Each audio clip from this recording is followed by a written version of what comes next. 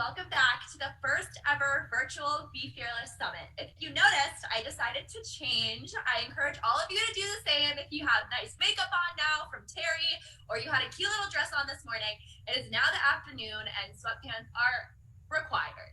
So today we're going to talk a little bit about food. A lot of you might know, or if you don't know me and my story, I had an eating disorder when I was younger, and it's called orthorexia. And I just know so many young women and men who struggle with not only body image, but really having an eating disorder or kind of disordered eating patterns. So I've got two amazing people with me today. Oh, I forgot to pick up my sheet. I've got Claudia Haimovici, and she is the growth marketing manager at Snack Pass. Snack Pass is an app that you can use on colleges, order food, and it's so cute, and I love it.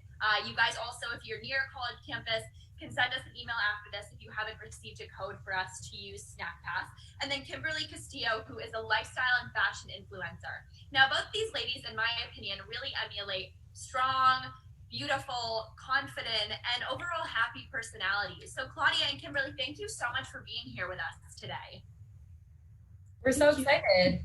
Yeah, super excited. Me too. Well, let's start with the first question that I have. What advice do you guys have for people who want to eat healthier but don't know how to? Claudia, let's have you start answering questions first. You obviously work and are around colleges all the time. So what do you think is the best piece of advice for college students?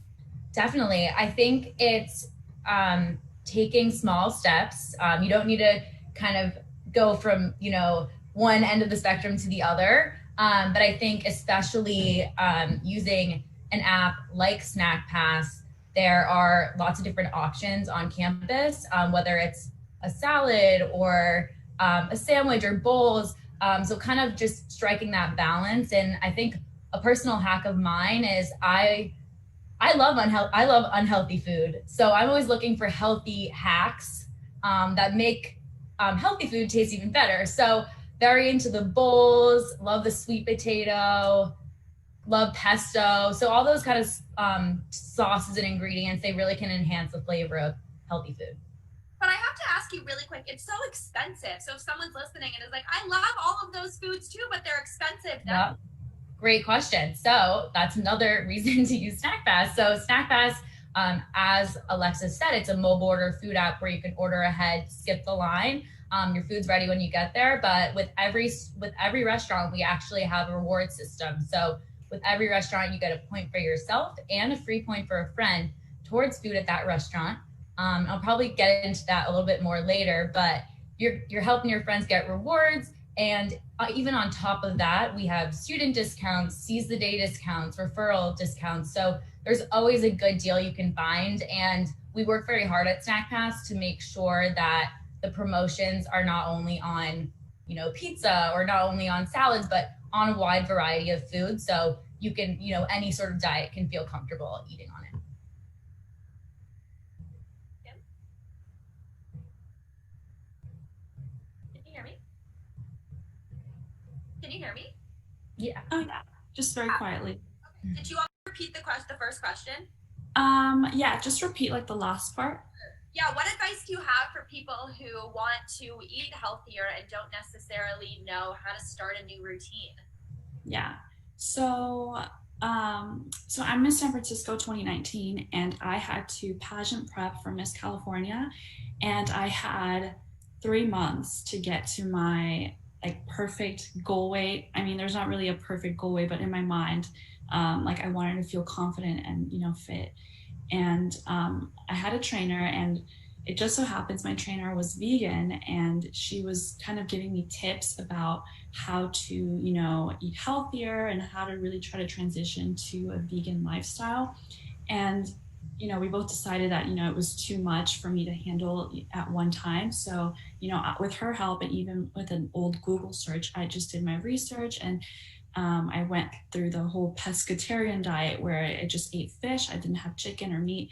And I really did feel very fueled. I felt energetic, and I felt like I had more energy. And all that was just through a simple Google search, looking up healthy recipes to cook, things that didn't have too much fat in it, or things that had more fiber, and it kind of had a well-balanced portions.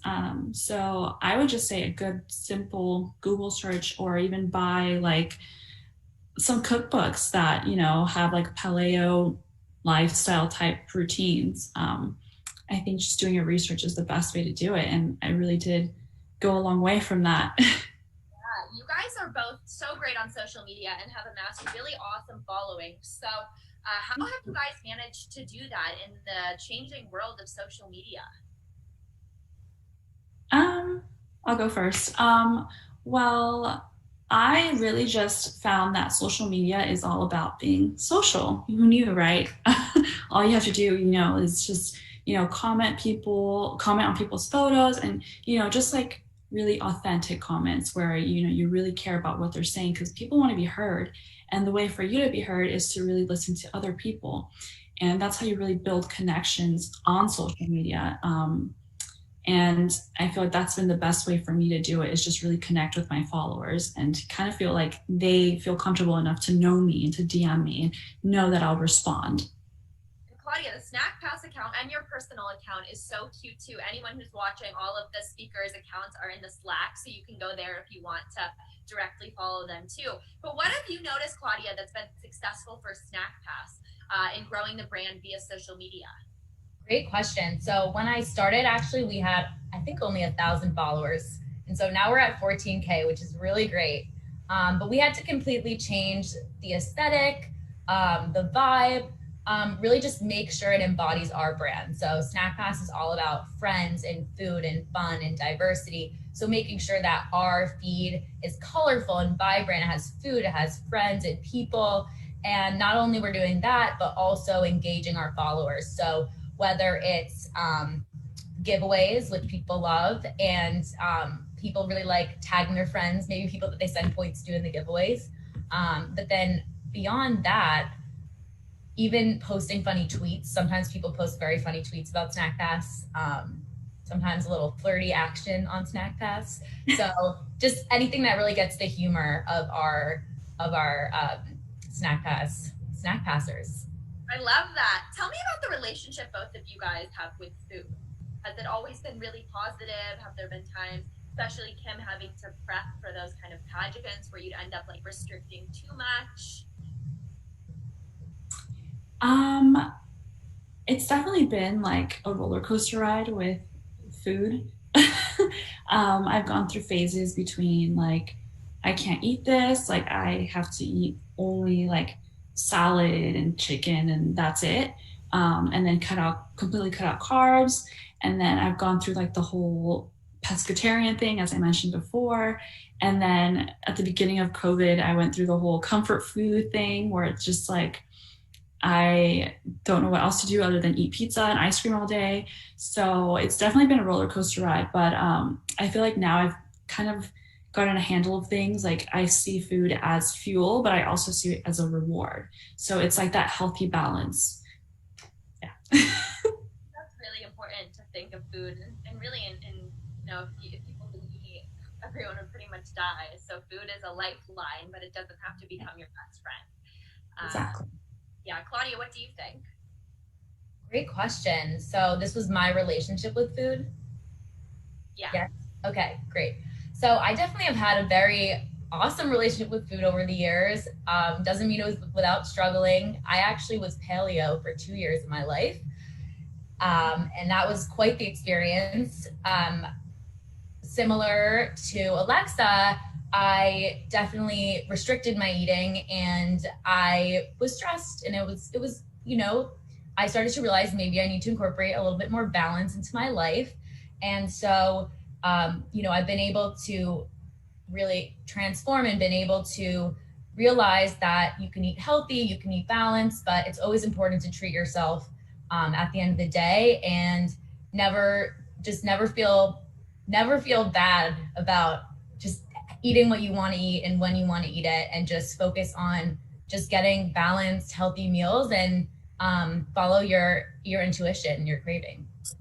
Paleo is actually my favorite. Like I still follow it, but I call it a lifestyle. I mean, I eat non-paleo foods, but I always have felt the best feeling paleo. But for anyone who's watching, I think it's really inspiring to know that all three of us have struggled or thought too much about our own eating habits. So we all encourage you to make the best decisions for you and not get too caught up in social media. So I guess that brings me to my next question. What are your guys' thoughts on the dieting culture and how social media plays into that?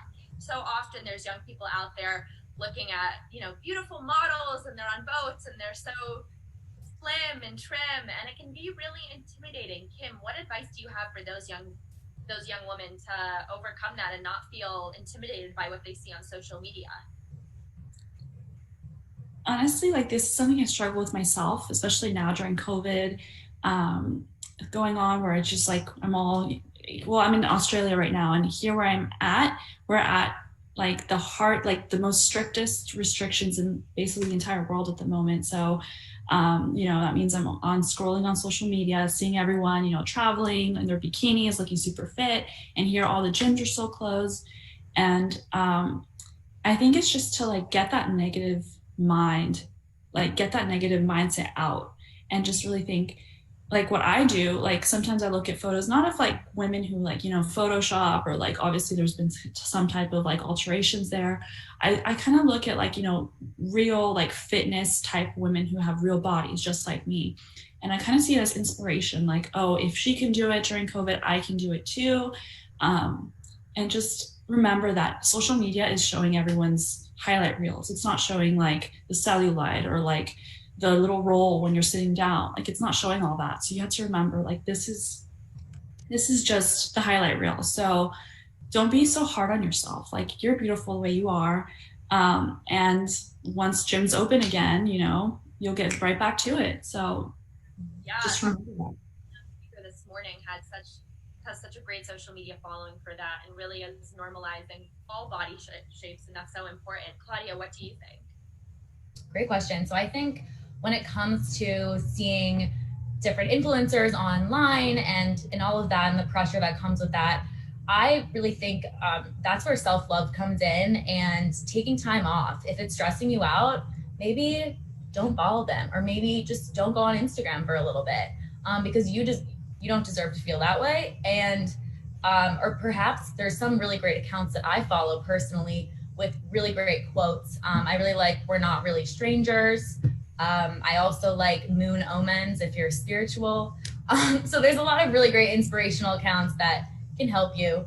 And then also just like looping back with Snack Pass as well, in terms of just living that healthy lifestyle and balanced lifestyle. What's really great is it's on the go. So you could be going from the gym or back to your house, etc. Pick up whatever you want, whatever you're feeling, and then go right back. And it's so important to take some of these elements into making a routine. So for both of you ladies, during COVID, have you stayed in a routine, gotten out of your traditional routine? I'll go first. So I've definitely gotten out of my routine. I was always into like weight training and like, using like the running machine and all that.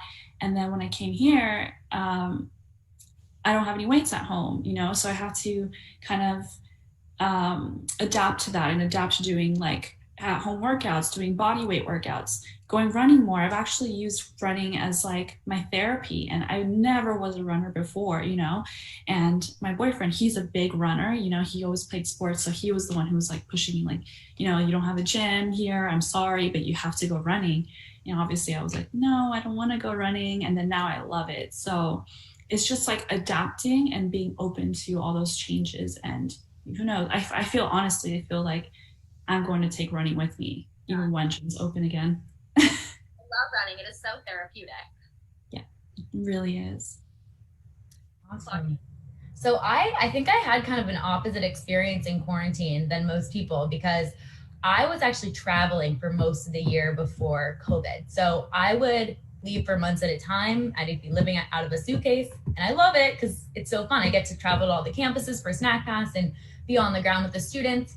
But I would say maybe like into my third or fourth week, not having my laundry machine, not having, my gym, etc. That definitely took a toll on some of my health. And, because I care so much about work, it was definitely in the beginning a little hard to manage that kind of balance. And so I actually think COVID I was forced to be home. And so I was definitely forced to reset. And I had a little bit more time, I think, during COVID. So I got to get myself in a solid pattern of actually going for a walk every night at 7 p.m. And that was very great for me. And I had so many clarity thoughts during that time. And I think since then, I've been able to make it more of a priority, making that time just to get some fresh air. It's just so important. As much work as you have, many commitments as you have, just clearing your head no matter what is so important. So both of you have a solid amount of experience either being your own business or working for a business. So for anyone watching who wants to start their own brand or any company, can both of you give your insight on one piece of advice you've had from them? Kim, we can start with you.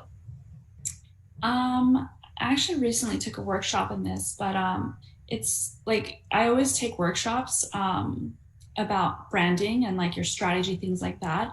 And you really have to think about being like, what is your brand? Like that's the first thing you have to know. Like you have to know what your niche is. Like you have to know what you want to, convey to other people. And that's basically what you start. And that means everything. Like, what do you want to talk about? Like, what color scheme do you want to have? Because the aesthetic matters too, And, how do you want to like give back to people? Because you want to send a message that, gives back, not only just, brings things to you. Like, what's the point of having so many followers if, you can't really give back to the people that follow you? So it's really about being the CEO of your own brand and knowing exactly who you are and what you want to do with that and what your message is. I love that. Great.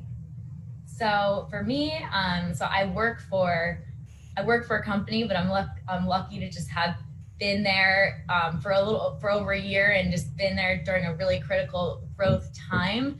So I would say if you're just to start your own business or even just be part of a startup and want to make a big impact, you got to be passionate about what you're doing. So picking, just saying, oh, I want to go into the startup world. Well, that's great. But if you want to really being good at what you do, you got to be passionate about it. You got to love it. And for me, I love food. I loved college. And it just happens to be a great match because I get to literally look at chicken fingers all day and like edit them and then talk to college kids. And it's great. So, find that niche for you. What do you like? Do you like cars? Do you like yoga? And then pursue something in that area. Great advice, guys. We have time for one question. So there's one question I got from the audience, and it said, and this is on the Slack, it seems like a lot of behaviors are unhealthy behaviors that I didn't expect or didn't know about before. I'm wondering, do all relationships have unhealthy aspects? And if so, how much unhealthy is too much? Is one unhealthy behavior too much? And this is from Beyonce. I hope I pronounced your name right. That's a great question about unhealthy and healthy behaviors. I guess I would start and answer that a lot of behaviors are unhealthy behaviors. Do all relationships have unhealthy aspects? My gut, like my go-to would say no. Like if you're dating someone and it's unhealthy, you're not going to be like, well, this part's healthy and this is unhealthy, so let's roll with it. In the same way that if you binge eat and then you restrict, but then you have like a week of where you eat properly, that's not good to have so many moving parts. So I would probably say no, but that doesn't mean that, you're going to have fights with people and you're going to one day eat a lot and the next day maybe then feel guilty. It's just part of being human. But Kim, what do you think? Well, I believe that no relationship is perfect, but even though a relationship isn't perfect, doesn't mean that it has to be toxic. So you really have to know, when is this just an argument, like a healthy, normal argument, and when is this something that is really just not okay? So there's really a line there that you have to recognize, because if you don't early on, then, it could be like a long path of struggling and, of like feeling like down. And if this person or whoever you're in a relationship with, whether it be friends, family, or significant other, if they're making you feel bad about yourself, then usually I take that as toxic and not healthy. Yeah. So I agree. I agree with Kimberly. I would say something that's also important in relationships is to be introspective. So think about yourself as well. And what am I doing? Am I contributing to this in any way? Or, you know, what are my needs? And is this person fulfilling those needs? And what are their needs? And am I fulfilling them? And sometimes it's just not the right match. You know, positive intentions, but your insecurities and their insecurities, you know, what you guys can provide for each other maybe just doesn't connect. So the key is definitely finding people that either can adapt to that and can communicate. Communication is key, or perhaps someone that just is very similar in vibes. That's awesome. You guys are great. That was the end of the panel. Kimberly and Claudia, can you tell us where to follow you both on social media? Yeah, so you can follow me on Instagram on kimberly.diana, and that's me. So you can follow Snack Pass at Snack Pass. Yep. SnackPass. And then you can follow me at Kitty Got Claudes. That's KITTYGOTCLAUDS. Love that username. Well, that is it for this panel. I think we've got about two more left before we announce the Care Bears $500 grant. So make sure that you stay around and hang out and follow the girls on social media for any other questions you might have for them. Put them in the Slack and we'll make sure that they get around to answering them. See you guys soon. Bye. Thank you for having us. Thank you.